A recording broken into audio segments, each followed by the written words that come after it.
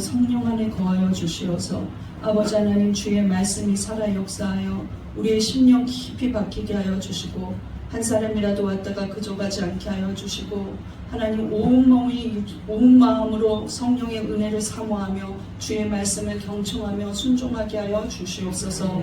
듣는 자나 전하는 자나 성령 앞에서 확고하게 주의 사명의 길을 가겠다고 결단하는 시간 되게 하여 주시옵소서. 예수님 이름으로 기도하옵나이다. 아멘. 오늘 말씀 제목을 읽어보겠습니다. 시작. 시대가 악해도 복음을 부끄러워하지 말라. 시대가 악해도 복음을 부끄러워하지 말라는 말씀입니다. 오늘 본문 디모데 후서를 읽었지만 디모데에게 보내는 마지막 편지라서 디모데 후서이지 디모데는 지금 어디서 사역하고 있냐면 우리가 지금 그 에베소라는 곳을 알아야 돼요. 에베소에서 사역하고 있어요. 에베소 교회는 원래 이방 교회입니다. 바울이 이제 하나님 앞에 사도로서 부름을 받고 나서 전도 여행을 가기 시작하죠. 그렇게 전도 여행을 갈 때 지금의 성경에서 말하는 소아시아가 지금의 아시아가 아니에요. 그래서 거의 예전 이름은 터키인데 지금은 티르키예로 이름이 바뀌었더라고요. 국가명이 티르키예 지역인데 그 티르키예 지역의 서해 쪽에 가장 큰 항구 도시가 바로 에베소입니다. 큰 항구 도시마다 무엇이 발달했냐면 상업도 발달하고 경제도 발달하지만 그와 더불어서 온갖 이방 우상들이 들어와요. 그래서 온갖 잡신의 도시였어요. 그때 당시에 특히 에베소는 로마에 속한 카드를 이제 나는 사람들한테 속이면서 돈 벌지 않겠습니다. 불의한 소득을 벌지 않겠습니다 하고 결단을 하면서 정말로 영과 육이 회복되는 거예요. 진정한 회개를 하면서 책을 모아가지고 그 마을 회당 앞에서 불살라요. 그런데 그 책의 무게가 그 책의 값을 계산하니까 아마도 그 책이 고가의 책이었는지 모르겠지만 은으로 따질 때 5만이나 되는 그런 은 5만이나 되는 그런 값진 것들을 사람들이 와서 전부 다 버렸다는 것이죠. 사도행전 19장 18절 보겠습니다. 시작. 믿은 사람들이 많이 와서 작업하여 행한 일을 알리며 또 마술을 행하던 많은 사람이 그 책을 모아가지고 와서 모든 사람 앞에서 불사르니 그 책값을 계산한즉 은 5만이나 되더라. 이와 같이 주의 말씀이 힘이 있어 흥황하여 세력을 얻으니라. 주의 말씀이 힘이 있어졌다. 하나님의 능력이 임하고 그것이 점점 세력을 너무 넓혀갔다는 거예요. 그래서 에베소 교회는 이렇게 주의 말씀이 흥황하며 탄생했고 정말 예외적으로 먼저 회개한 자들이 모였던 곳이 바로 에베소 교회입니다. 이렇게 탄생했는데 이 복음의 능력이 있고 깊이 복음으로 뿌리 박혀진 이 에베소 교회를 떠나올 때 바울은 예언 같은 이야기를 하며 경고를 해요. 에베소 교회에 세워진 장로들에게 앞으로 사나운 이리가 이 교회 안에 들어올 것이다. 그 말은 무엇이냐면 거짓말로 유혹하는 미혹의 영이 들어올 것이라는 거예요. 왜? 각 지역마다 온갖 잡신과 온갖 철학과 온갖 종교를 섬기는 것들이라 그랬네요. 그런 거짓 선지자들이 진짜 그 교회에 와가지고 혼란을 일으키면서 사람들을 미혹하고 잘못된 율법까지 전하는 사람들이 있었다는 거예요. 그러면서 제자들이 다 흩어질 것이다. 이것을 경고해주고 떠나요. 자, 사도행전 20장 29절입니다. 시작. 내가 떠난 후에 사나운 이리가 여러분에게 들어와서 그 양떼를 아끼지 아니하며 또한 여러분 중에서도 제자들을 끌어 자기를 따르게 하려고 어그러진 말을 하는 사람들이 일어날 줄을 내가 아노라. 바울은 알고 있었다는 것이죠. 또 여러 가지의 경험에 의해서 이 이방교회 세워놓기만 하면 교회만 세워놓기만 하면 꼭 거짓 선지자 이단들이 들어온다는 말이죠. 그들의 목적은 무엇이냐? 자기가 왕이 되려고, 자기를 따르게 하려고, 자기가 세력을 높이려고, 자기가 우상이 돼서 나를 따라라 하면서 오는 자들이 있다는 거예요. 그런데 이 말도 안 되는 어그러진 말을 사람들이 그쪽을 향해서 가게 될 것이다 하고 바울이 경고하고 갔어요. 그런데 바울이 생각한 것보다 상황은 더욱 악화돼요. 무엇 때문에 악화되냐면 자기 자신이, 바울이 이 경고를 했는데 자기 자신이 로마의 감옥에 두 번째 갇히게 됩니다. 바울은 이 감옥에서 풀려나지 못하고 사실은 죽거든요. 그래서 디모데 후서가 바울이 쓴 목회 서신 중에 가장 마지막 책이에요. 이 바울이 그 상황을 보니까 자기는 죽음이 앞에 있어요. 아, 내가 못 나갈 수 있다는 걸 바울은 예측하죠. 그래서 그 자기가 결혼은 하지 않았지만 자기가 영으로 낳은 아들, 자기 육신의 아들은 아니지만 정말로 아들같이 생각하는 디모데에게 그 에베소의 귀한 목회자의 자리를 맡겨두어요. 그리고 바울이 이 글을 쓰죠. 내가 너가 너무 보고 싶으니 너는 속히 로마로 와라 하면서 너무나 보고 싶어해요. 마지막 죽기 전에 디모데 곁에서 죽고 싶은 마음을 가져요. 그런데 이전에 1차 감옥에 갇혔을 때는 자택연금이라서 많은 사람들에게 복음을 전하고 사람들이 바울의 집에 오는 것은 괜찮았어요. 바울이 나갈 수가 없었던 것이지. 그래서 그때는 바울의 집을 지키는 시위대들까지도 복음을 받아들였거든요. 그런데 이 2차에 갇혔을 때는 바울은 진짜 감옥에 갇혀서 오늘 내일 하고 있습니다. 언제 사형 선고가 내려질지 알 수 없어요. 그때 마지막으로 쓴 서신이라는 거죠. 그런데 이 서신을 쓰면서 바울은 사람들이 다 나를 버렸다는 것을 너도 알고 있지 않느냐 하고 말을 해요. 자기가 세웠던 1차, 3차 전도여행 때 세웠던 아시아에 있는 수많은 이방교회의 사람들은 자기를 완전히 외면해버렸어요. 상황은 너무 악화되었다는 거죠. 자, 바울을 버렸다는 건 바울이 전한 예수를 버렸다는 뜻이거든요. 그래서 악화되었다는 말이에요. 디모데후서 1장 15절 보겠습니다. 시작. 아시아에 있는 모든 사람이 나를 버린 일을 내가 아니. 예. 자, 제자 디모데의 상황을 한번 보세요. 복음을 믿고 우상까지 나는 버리겠어요. 마술까지도 나는 하지 않겠어요. 절대로 불의한 돈을 취하지 않겠어요. 결단한 사람들이 있는 곳 그 에베소가 이렇게 많은 사람들이 바울이 감옥에 갇혔으면 우리도 예수 믿지 않겠다. 로마에서 우리를 죽일 수도 있지 않냐? 이러면서 완전히 등져버렸어요. 이제 바울의 전한 복음까지도 등져버렸어요. 그런 상황에서 그 자기가 가장 사랑하고 스승으로 따르고 아버지로 여겼던 디모데는 어머니만 있습니다. 아버지가 없어요. 외할머니와 어머니에게 신앙교육을 받았어요. 그런데 이 디모데는 바울이 아버지라고 생각하고 있었는데 바울 선생님은 로마 감옥에 갇혀서 정말 언제 죽을지 모르는 그런 위태로운 길을 가고 있단 말이죠. 그런데 자기는 너무 약하고 어려요. 유약해요. 그런데 자기가 이제 이 어려운 가운데 있는 갈 바를 알지 못하는 저 철부지 같은 양떼들 에베소 교회를 책임지고 목회를 해야 한다는 것이죠. 이 상황 속에서 디모데는 무슨 생각을 했을까요? 바울 선생님도 외면했는데 저것들이 나를 외면하겠지 이러면서 등져버릴까요? 그럴 수는 없다는 것이죠. 디모데에게 바울이 전한 것은 그러함에도 불구하고 사명을 감당해야 한다는 것입니다. 시대가 악해도 우리는 우리의 할 바를 해야 돼요. 우리가 지난 10월 27일 날 서울역에서 여의도까지 얼마나 많은 사람들이 모였습니까? 드론으로 추측해 봤는데 제가 있는 곳도 서울역에 있었는데 드론이 왔다 갔다 하더라고요. 그 숫자를 생결과 110만 정도라고 해요. 우리의 목표는 200만이었죠. 그런데 대부분 교회가 많이 나가지는 않았어요. 그런데 우리가 생각한 것보다는 정말 많이 나왔습니다. 이 일을 위해서 앞장선 목사님들이 얼마나 귀합니까? 나는 그분들에게 미안한 생각이 있더라고요. 내가 많이 도와주지 못해서 너무 미안하다. 내가 힘이 되지 못하는 종이라서 미안하다. 그래서 저는 그분들을 위해서 한 주간은 기도를 하기로 결정했어요. 정말 너무 진심으로 미안했어요. 그러나 제가 거기서 받은 은혜는 무엇이냐? 저희 그 남편 집사님도 그 얘기를 많이 해요. 너무 거룩했다는 것이죠. 그 100만이 넘는 성도들이 누구 하나 장난을 하지 않고 누구 하나 우스갯소리도 안 하고 누구 하나 흐트러지지 않고 온전히 하나님의 얘기를 경청하며 주의 말씀을 정말로 집중하며 온전한 마음으로 예배드리는 그 모습을 여러분은 현장에서 보았습니다. 그 현장의 모습이 얼마나 아름다웠어요? 우리는 화려한 의자가 있지 않았어요. 안락한 의자가 있지 않았어요. 그리고 그 무대가 우리 앞에 정면에 있지 않고 우리는 스크린으로 볼 수밖에 없었습니다.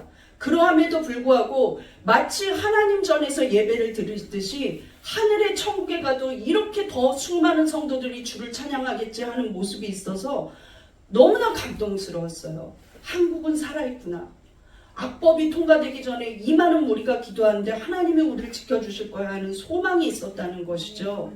그것이 우리 기독교인들이 할 일입니다. 그저 나는 살 만큼 살았으니까, 나는 몸이 아프니까, 나는 거기 사회 내가 한 사람 가는 게 무슨 의미가 있겠어? 주님이 보신다는 거예요. 네가 어느 전에서 무엇을 했는지 주님은 기억하고 계십니다. 믿습니까? 우리가 어떠한 마음으로 그곳을 위해 기도했는지 주께서 알고 계세요.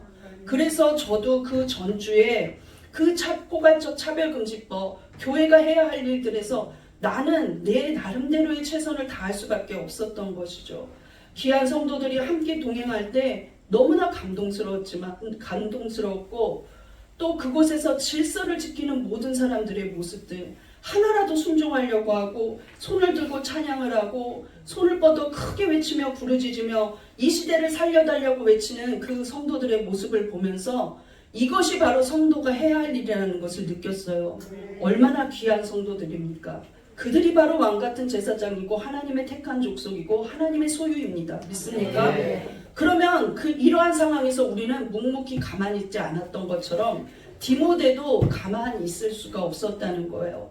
그런데 우리는 우리 눈에 보이기에도 100만 이상의 성도의 동료들이 있어요. 의지가 되죠. 그런데 여러분 생각해 보십시오. 이방 땅에서 예수라고는 알지 못하던 그들이 이제 막 새신자가 되었는데 다 외면하고 네가 누군데? 나는 바울도 외면했어. 그런데 네가 뭔데? 너는 더 어린데 너는 누구냐? 하고 묻는 그 사람들 앞에서 디모데는 다시 복음을 전해야 한다는 것이죠. 여러분 실족된 영혼 전도해 보셨습니까? 더 강팍해요. 예전에 권사였으니까, 예전에 집사였으니까 이 사람 전도하기 쉽겠지? 아니요. 얼마나 교만하고 완악한지 말로 할 수 없어요. 네가 하는 말 나는 다 알아. 나는 내가 정한 때에 내가 알아서 나갈 테니까 나 간섭하지 마. 이렇게 교만하고 강팍합니다. 마치 벽 앞에 두고 얘기하는 것 같아요. 우리는 그럼에도 불구하고 시대가 악해도 복음을 부끄러워하지 말아야 합니다. 믿습니까? 우리의 사명은 감당해야 돼요. 믿습니까?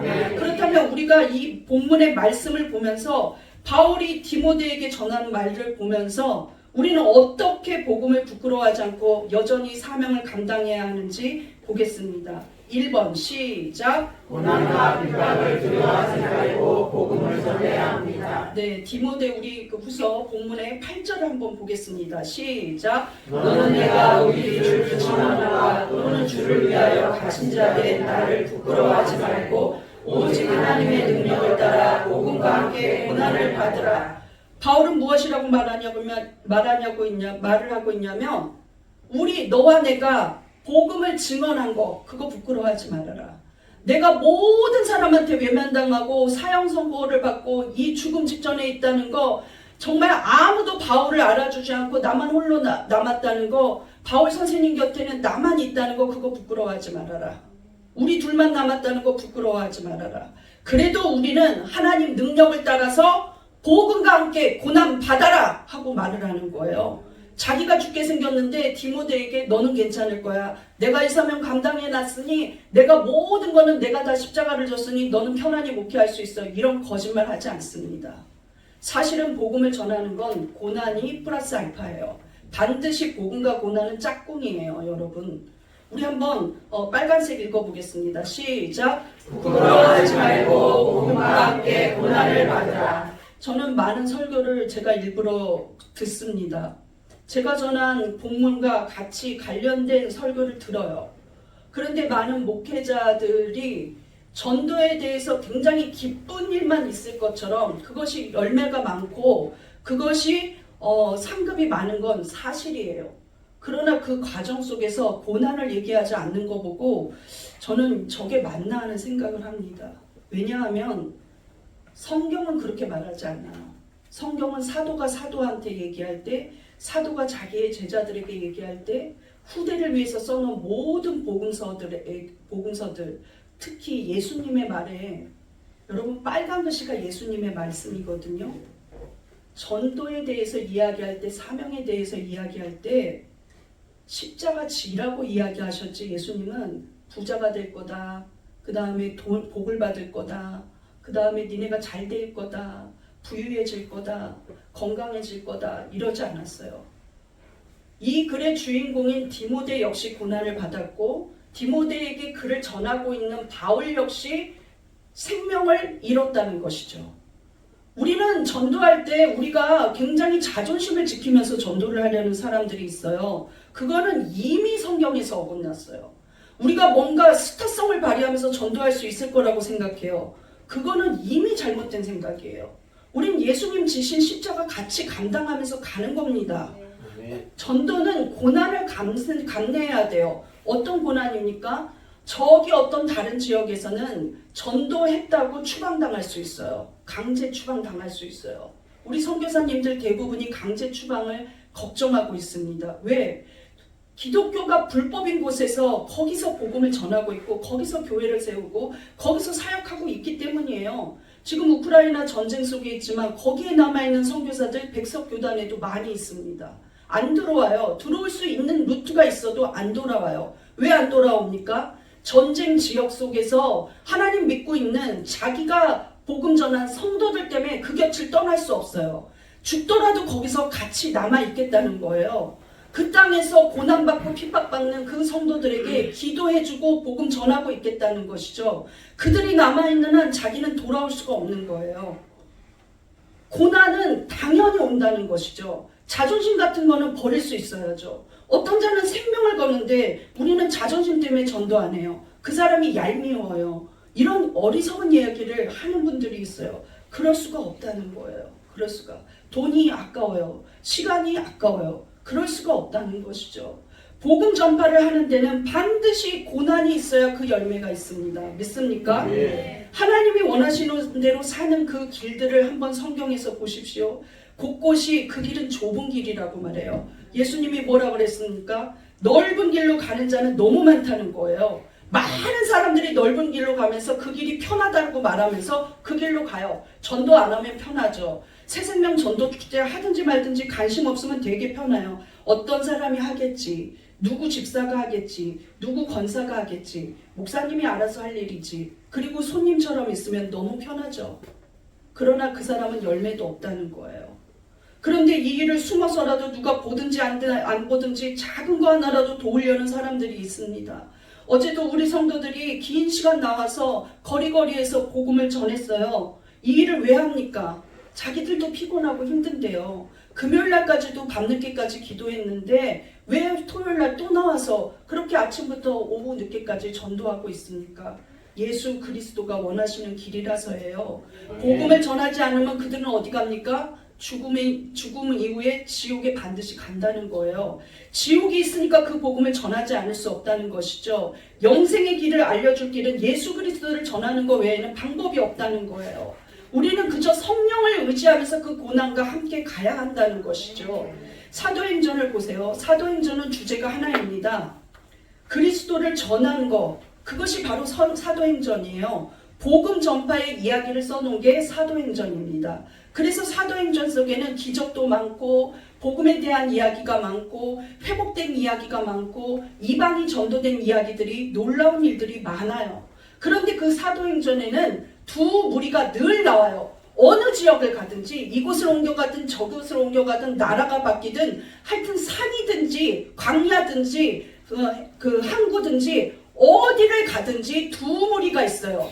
그 두 무리는 뭐냐면 한 무리는 하나님의 복음을 받아들이고 제자가 되겠다고 결단하는 하나님을 찬양하는 무리예요. 그리고 또 다른 무리는 그들을 위협하고 협박하고 박해하고 방해하는 무리라는 거예요. 이 두 무리는요, 언제까지 있을 거냐? 하나님을 믿기로 결단한 자와 그것을 방해하는 자의 무리는 언제까지 있을 거냐? 주님이 재림할 때까지 있어요. 세상이 말세가 되어갈수록 더욱더욱 방해는 커지고 더욱더욱 위협스럽고 더욱더욱 핍박은 많아질 겁니다. 우리는 말세를 살아가고 있어요. 지금이 2024년도에 복음을 전하는 게 이렇게 자유라면 언제 어느 때에 또 차별금지법이 통과되어서 예수만이 구원이라고 말할 수 없는 시대가 올지 알 수가 없어요. 우리가 연합예배 때는 동성애만 그렇게 이야기했지만 제가 한 설교를 다시 들어보십시오.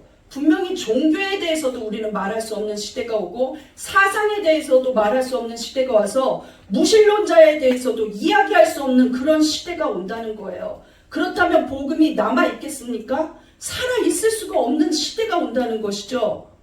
교회는 교회다운 생명의 역할을 할 수가 없는 시대가 와요. 그렇기에 모든 교회들은 이 일에 동참해야 합니다. 믿습니까? 네. 예수님이 말씀하셨어요. 마지막 때가 오면 거짓 선지자들이 많이 일어날 것이라고 말을 하고 있다는 것이죠. 마태복음 24장 9절입니다. 시작. 그때 사람들이 너희를 하나의 영역으로 했으며 너희를 죽이리니 너희가 내 이름 때문에 모든 민족에게 미움을 받으리라. 그때 많은 사람이 실족하게 되어 서로 잡아주고 서로 미워하겠으며 거짓 선지자가 많이 일어나 많은 사람을 미혹하겠으며.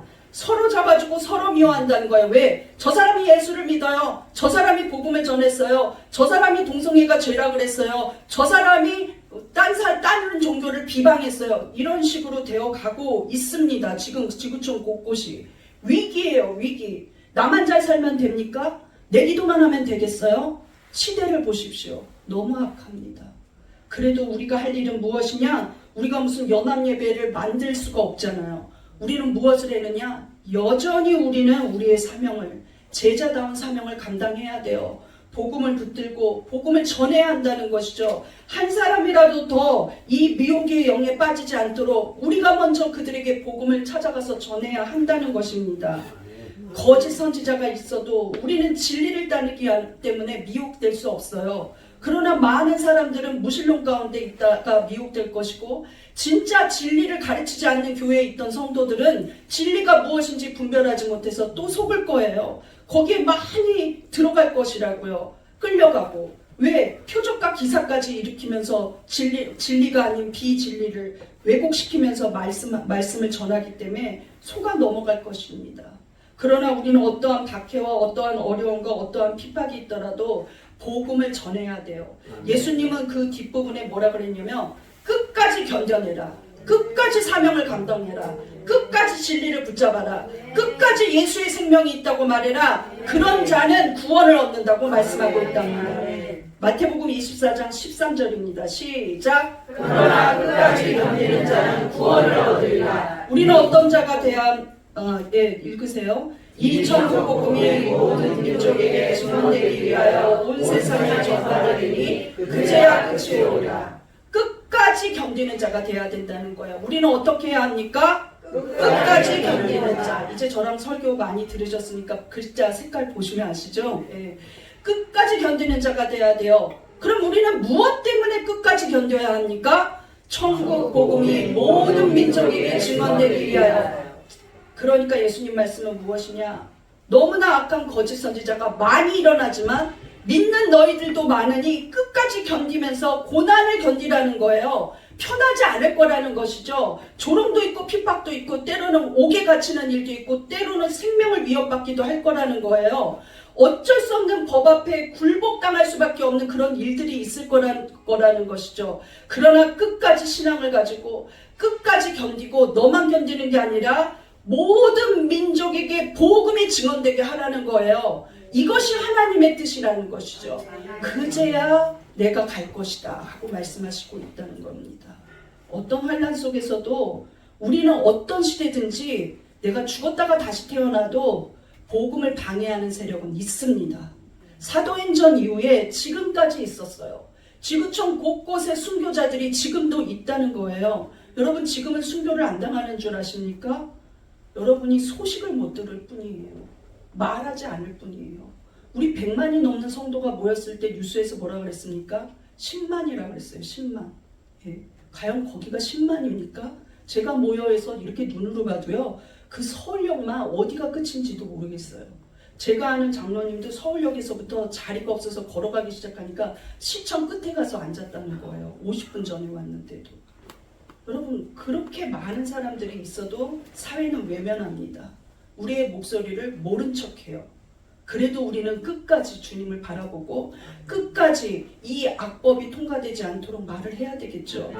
우리가 시대가 악하다고 지금은 예수 믿는 자들이 적어, 지금은 강팍해, 지금은 다 부요해서 믿지 않아, 지금은 자기들이 잘나서 믿지 않아 해도 그것도 맞는 말이지만 믿지 않지 않습니다. 하나님 택하신 백성들이 너무 많아요. 그래서 우리가 고난을 감내하고라도 복음을 전파해야 된다는 거예요. 지금 이 디모데가 놓인 모든 상황을 바울은 너무나 잘 알고 있습니다.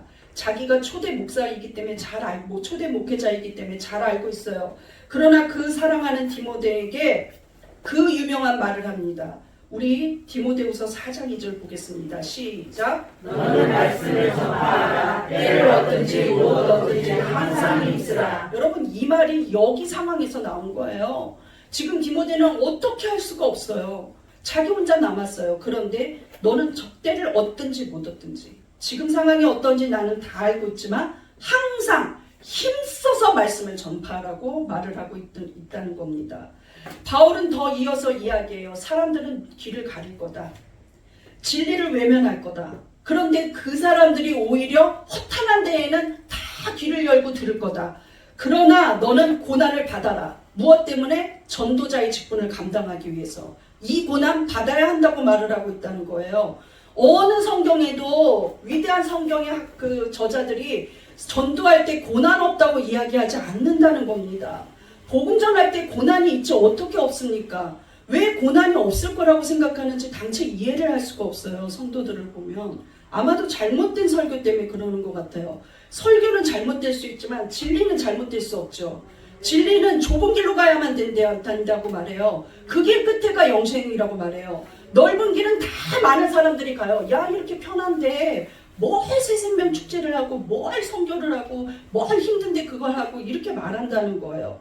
디모데후서 4장 3절 시작. 때가 이르니 사람이 바른 교훈을 갖지 아니하며 귀가 가려워서 자기의 사욕을 따를 스승을 많이 두고 또 길을 진리에서 비켜 허탄한 이야기를 따르리라. 그러나 너는 모든 이야기를 따르리라까지 있나요? 예.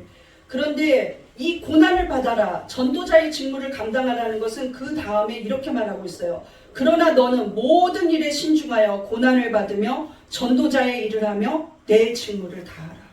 우리 따라해 보겠습니다.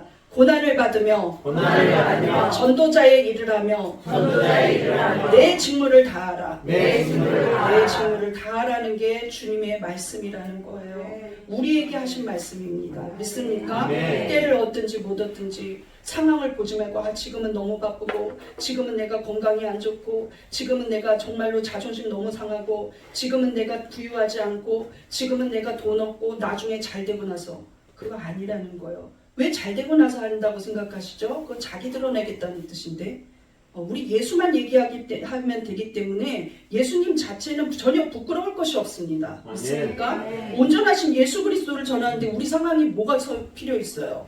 우리 고백해 보겠습니다. 두려워하지 않고 복음 전하겠습니다. 부끄러워하지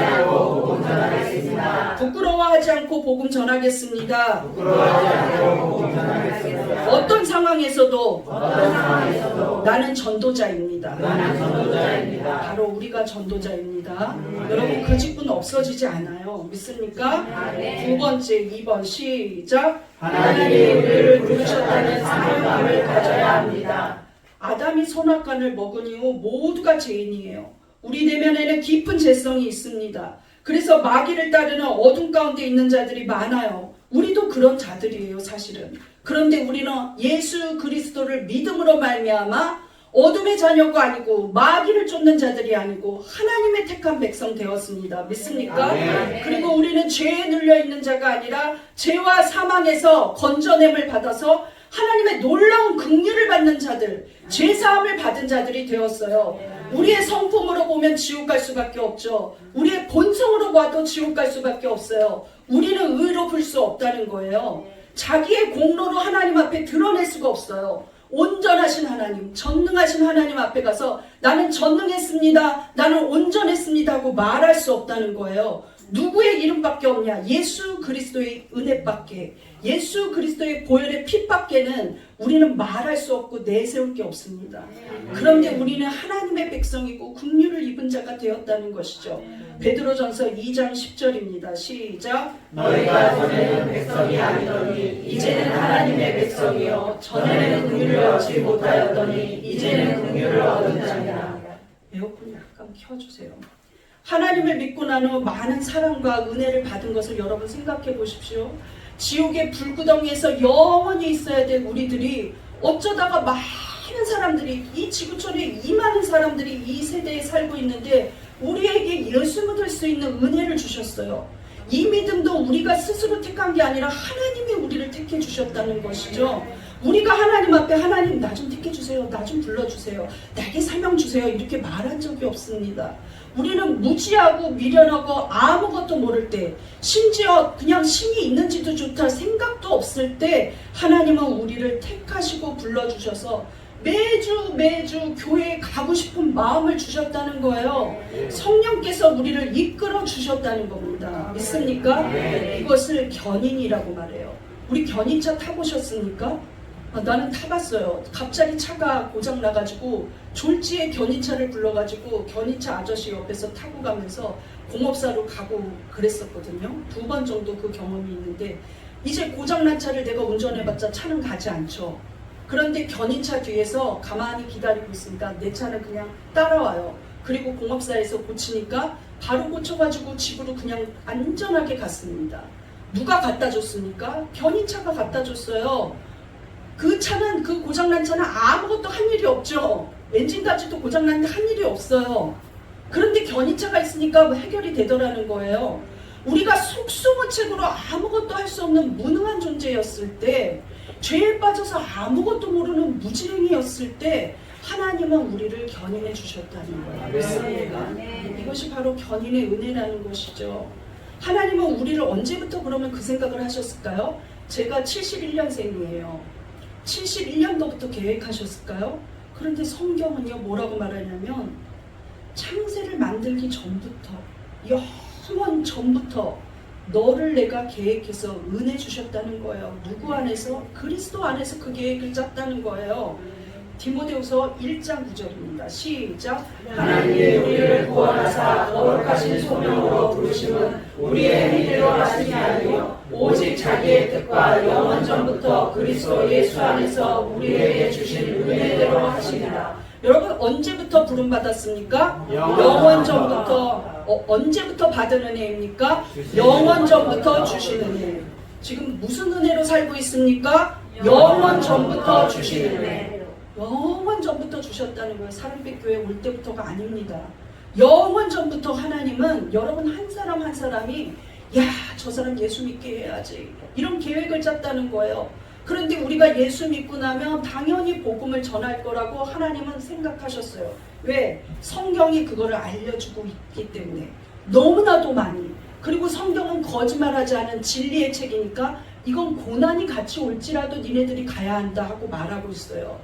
니네들이 전하지 않으면 그 사람들은 죽는다.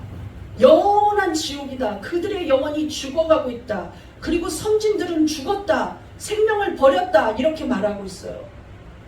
그런데 성도들은 그 책을 외면한다는 것이죠. 그 진리는 모른 척해요. 어디 내가 복 받는다는 구절 없나? 어제 내 마음속에 그냥 합당한 말 없나 하고 찾아낸다는 거예요. 그것만 붙잡고 늘어져요. 그것만 밤새도록 기도하고. 어쩌면 그럴 수가 있습니까? 나는 어쩔 때는 기도원 가면은요 밤새도록 기도하는 주변의 성도들의 외치는 기도 소리가 저절로 들리잖아요. 그럼 나는 울어요. 하나님, 저 사람 밤새도록 자기 잘 되라고만 기도하는데 난 너무 안타까운데 저 사람 하나님께 영광 돌리는 거 알아서 정말 자기의 삶만 돌아보는 게 아니라 예수 그리스도를 사랑해서 여기서 찬양하게 해주세요. 저 사람이 지금은 밤 12시 1시가 되도록 하나님 앞에 달라고 이방인처럼 기도하는데 자기가 받은 게 얼마나 큰지 알게 해주세요. 천국을 소유했지 않습니까? 온전하신 하나님이 내 아버지가 됐어요. 더 바랄 게 별로 없어요. 저는 사실은 되게 소심하고 정말 목회자를 할 수 없는 성품이에요. 남한테 가서 얘기하는 것도 별로 싫어하고요. 나는 그냥 조용히 나 혼자 있는 게 너무 좋은 사람이에요. 그런데 사람을 상대해야 되고 사람들한테 참아야 하고요. 말도 못하고 그 다음에 직선적으로 얘기할 수 없어요. 그런데 하나님이 목회자로 세우셨다는 거예요. 나 같은 자를. 나같이 약하고 나는 드러낼 것도 없고 바울처럼 똑똑하지 않고 나는 논리성도 없고 아무것도 없는데 미련한데 하나님은 계속 쓰고 있다는 거예요. 감사가 나오지 않을 수 없어요. 여러분 건강해서 복음 전할 수 있는 거 감사한 거예요. 여러분 정말 예수 안에 있는 기쁨이 있어서 복음 전할 수 있는 거 감사한 거예요. 이 직분 누가 주셨습니까? 하나님이 주셨어요. 목회자가 시킨 게 아니죠. 하나님이 얘야 나는 너를 사랑한다. 그리고 너도 내 아들인 것처럼 네가 내 딸인 것처럼 다른 사람도 사실은 그 정체성을 갖고 있다는 걸 알려줄래? 하고 하나님이 말씀하셨다는 걸 믿습니까? 우리 본문 11절 보겠습니다. 시작. 내가 이 복음을 위하여 선포자와 사도와 교사로 세우심을 입었노라. 바울은 감옥에 갇힌 속에서도 그 사명을 하나님께서 내게 복음을 위하여 사도와 교사와 선포자로 세우셨다는 사명감과 자부심을 이야기했다는 것이죠. 그래서 바울은 나의 이 직분을 나는 영광스럽게 여긴다고 말하고 있어요. 로마서 11장 13절 보겠습니다. 시작. 내가 이방인이 너희에게 말하노라. 내가 이방인의 사도인 만큼 내 직분을 영광스럽게 여기노라. 자기에 맡겨진 이 복음 전파의 직분에 대해서 여러분 어떻게 여겨야 됩니까? 영광스럽게. 지금 말씀 전할 수 있다는 거 어떻게 여겨야 합니까? 영광스럽게. 예배자로 설 수 있다는 거 어떻게 여겨야 합니까? 영광스럽게. 감히 내가 하나님 앞에 헌신할 헌신자로 세워진 거 어떻게 여겨야 합니까? 영광스럽게. 이것이 영광이 돼야지 귀찮고 짜증나고 싫고 이건 말이 안 됩니다. 우리 한번 고백해 보겠습니다. 나는 복음이 부끄럽지 않습니다. 나는 복음이 부끄럽지 않습니다. 나는 사명감을 가지고 전하겠습니다. 나는 사명감을 가지고 전하겠습니다. 나는 영광스럽습니다. 나는 영광스럽습니다. 마지막 세 번째 3번 시작. 복음에는 예수의 생명이 있음을 믿어야 합니다. 우리는 우리 거 드러낼 필요가 없어요. 저 사람은 대학 나왔을 텐데 나는 대학도 못 나왔는데 학교 정도 할 수 있을까? 이런 생각할 필요 없다는 거죠. 내가 어떻게 청년들을 상대로 복음 전할 수 있을까? 이런 생각할 수 없어요. 하지 않아도 돼요. 우리가 전하는 그 복음이 바로 예수의 생명으로 탄생한 복음입니다. 믿습니까? 그리스도 예수는 어떤 분이십니까? 사망을 이기고 부활하셨어요. 죄의 저주를 이기고 구원을 이루셨다는 것이죠. 그 예수가 완벽한데 그 예수의 생명을 전하는 게 우리의 사명이기 때문에 나는 초라해, 나는 옷이 없어, 나는 모자라, 이런 나는 외모가 별로 볼품이 없어, 남들이 나를 볼품없어 할 거야. 나를 드러내지 않으면 복음만이 살아있어서 오히려 더 그 복음이 역사해서 그것이 생명이라는 거예요. 아무리 유창한 말로 설교해도 그 설교 안에 예수님이 없으면 그것은 설교가 아닙니다. 복음이 아니에요. 아무리 언변이 저처럼 부족하고 어눌해도 그 안에 예수의 생명과 진리만 전한다면 그것이 생명이에요. 그것이 예수의 생명입니다. 예수는 생명이 있기 때문에 그 생명 자체가 역사하여서 말씀 되신 예수님이 이 땅에 오셨기 때문에 그것이 말씀이어서 예수님 얘기만 하면 예수님이 책임지시는 거예요. 바울이 뭐라 그랬습니까? 나는 식었고 아볼로는 물을 주었을 때 자라게 하시는 이는 하나님이시다. 이렇게 말했어요. 디모데후서 1장 10절 보겠습니다. 시작. 이제는 우리 구주 그리스도 예수의 나타나심으로 말미암아 나타났으니 그는 세상을 피하시고 복음으로써 생명과 썩지 아니할 것을 드러내신지라. 생명을 드러냈다는 거예요. 이 생명은 썩지 않는다는 것이죠. 여러분 저는 가끔 성경 속에서 한참 생각을 해요. 그 성경을 뭐 사차원적으로 생각하는 게 아니라 깊이 들어가면서 그 사람의 마음을 헤아려 보고 생각해 봅니다. 그러다가 어저께 나 혼자 웃었어요. 정말 그랬을 거야. 이 생각했어요. 여러분 동의하실지 모르겠어요. 맞아. 통쾌한 생각을 했어요. 요한복음 12장에 보면은요 나사로가 나와요. 예수님이 특별히 사랑하는 집안이었어요. 그런데 그 나사로가 병들었어요. 예수님 빨리 와주세요. 우리 동생 나사로가 죽게 생겼습니다. 누이가 전가를 보내요. 그런데 예수님은 그 중간에도 많은 자들을 병 고쳐주시느냐고. 그리고 그땐 대중교통이 없잖아요. 총알 택시 부를 수가 없잖아요. 걸어가요. 그런데 이미 그 사이에 나사로가 죽어서 장례까지 끝나가지고요. 나흘이 되었어요. 그러니까 냄새가 납니다. 누이가 말해요. 예수님 진짜 보시죠. 썩어서 냄새가 납니다. 그런데 무덤을 열어라 이래요. 무덤을 열라는 이유는 당시엔 돌로 이렇게 막아놨어요. 거기가 사막 한가운데니까요. 열어라. 예수님 말씀하세요. 예수님 말씀이 생명이에요. 나사로야 나와라. 심플해요. 그랬더니 나사로가 자기 삼배로 이렇게 붕대를 감은 채로 나와서 그거 풀어줘라. 사람들한테 말해요. 풀으니까 걸어다녀요. 저거 곧 죽겠지 했는데 살아서 돌아다녀요. 그러니까 사람들이 어떻게 하냐면 야, 저 나사로를 구경하러 온단 말이죠. 구경하러 오는 사람들이 뭐라 그러냐면 소문만 들어도 유대인들이 예수를 믿었다고 그랬어요. 야, 이 유대인들이 나사로를 보니까 예수를 믿었다는 거예요. 저거는 아무나 할 수가 없다는 거죠. 하나님의 아들이니까 할 수 있는 일이라는 거예요. 그러니까 이 대제사장들이 안 그래도 예수를 죽이려고 하는데 빨리 죽여야겠다 생각하는데 누구까지 죽일까 생각하냐면 저 증거되는 나사로까지 죽이자고 결단해요. 그것은 제가 하는 말이 아닙니다. 요한복음 12장 10절 시작. 대제사장들이 나사로까지 죽이려고 모이하니 나사로 때문에 많은 유대인이 가서 예수를 믿으리라. 예수 믿는데 저 나사로 죽이자. 저게 증인이다. 저게 증인. 베드로나 야고보 요한을 그때는 죽일 생각 없었어요. 나사로 죽이자. 나사로 타켓이다. 그런데 예수님이 죽었죠. 나사로 겁이 났을까요? 나 죽이려고 했던 저 대제사장들이 진짜로 예수를 죽였어요. 그럼 나사로 입장을 생각해 보세요. 이제는 죽게 생겼구나. 숨어서 지내야지. 흔적도 없이 사라져야겠다. 이렇게 생각했을까요? 내가 나사로라면요 겁날 게 없어요. 죽일 테면 죽여라. 난 한 번 죽어봤더니 하나님 나라 있더라 하고 말할 거예요. 예. 죽어봤더니 그곳이 더 좋더라. 죽어봤더니 하나님 품이 더 좋더라. 나는 그래서 겁날 게 없을 것 같아요. 인생 뭐 있어? 죽고 나니까 더 좋더라. 하나님 믿었더니 진짜 그게 진리더라. 겁날 게 없을 것 같아요. 겁날 게. 여러분 무엇을 두려워하십니까? 사람이 나를 우습게 볼까봐 두렵습니까? 사람이 나를 조롱할까봐 두렵습니까? 창피할까봐 두려워요? 비난할까봐 두려워요? 예수 안에 있는 자들은 두려움이 없습니다. 믿습니까? 예수를 부끄러워하면 안 돼요. 나는 부끄러울 수 있지만 예수는 부끄럽지 않습니다. 복음은 부끄럽지 않아요. 담대히 전해야 한다는 것이죠. 어떠한 상황에서도 우리는 복음 부끄러워하지 않아야 합니다. 복음 자체가 우리에게 구원이고 복음 자체가 하나님 능력입니다. 믿습니까? 로마서 1장 16절 보시겠습니다. 시작. 내가 복음을 부끄러워하지 아니하노니 이 복음은 모든 믿는 자에게 구원을 주시는 하나님의 능력이 됨이라. 믿습니까?